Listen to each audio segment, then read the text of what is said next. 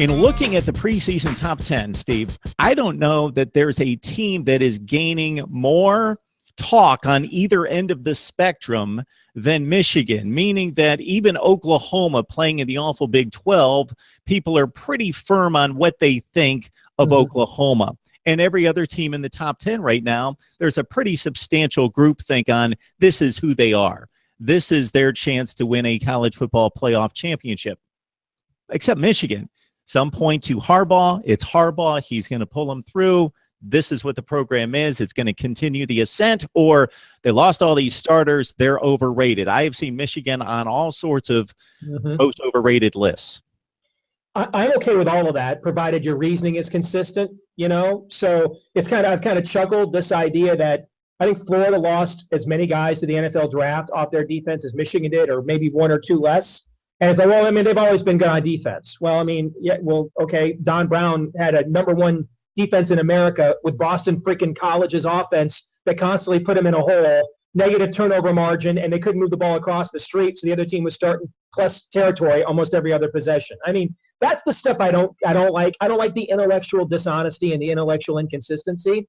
But if you're being intellectually honest, man, I can justify putting Michigan on underrated lists. I could justify putting them on overrated lists. And when you look at the preseason coaches poll, the AP poll I think comes out tomorrow. When you look at the coaches poll, it looks like they basically split the difference. You know, they put them right at the bottom of the top 10 because you could make a case for them on numerous trajectories. And this is something we've also talked about throughout the course of the offseason. I think I've told you before. I think they're the most interesting team, just for me as a college football analyst and aficionado, not even as a Wolverine fan, because they have a coaching staff that is one of the best in college football. And it's not just Jim Harbaugh, but the staff as a whole.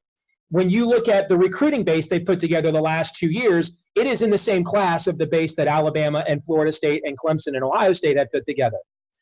When you look at how young they are, you know, Phil Steele has Michigan last on his experience chart. You know, last year Ohio State was last. They went to the playoff. Clemson and Alabama were both ranked in the hundies. They played for the national championship, okay? So I don't know that means what it used to mean, but I will also say that, you know, Dabo Swinney and Nick Saban and Urban Meyer have been at their respective schools longer than Jim has, so they have an extra recruiting class or 2 or 3 to develop that depth and that competition and that roster from.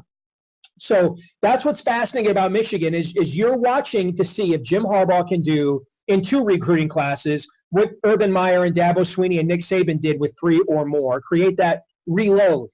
And there's also, I think, a sense that with Michigan that if they aren't at least down a little bit this year because of all of that turnover, then I think a lot of people probably also have the sentiment that if they're not going to go 8-4 or 9-3 or something like that this year with that turnover, then they're probably going to be a baseline 10-win team for the foreseeable future because the recruiting pipeline he's putting together, I mean, as good as the last 2 classes were, the 2019 class that he's putting together right now could be the best one he's had yet.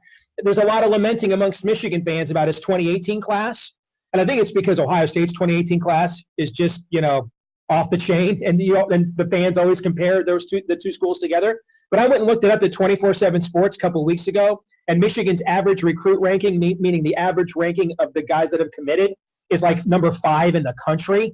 Okay, so I think the 2018 class is going to be very good as well. The 2019 class, I think, has a chance to be Jim's best yet. And so I think, Mark, a lot of that is the sense that if you don't get Harbaugh and Michigan this year, that doesn't mean we're not going to have another Nick Saban-like run. We're not. You know, and as great of a run as Urban Meyer's had, he's 61-6. He has 1 Big Ten championship, Mark. 1.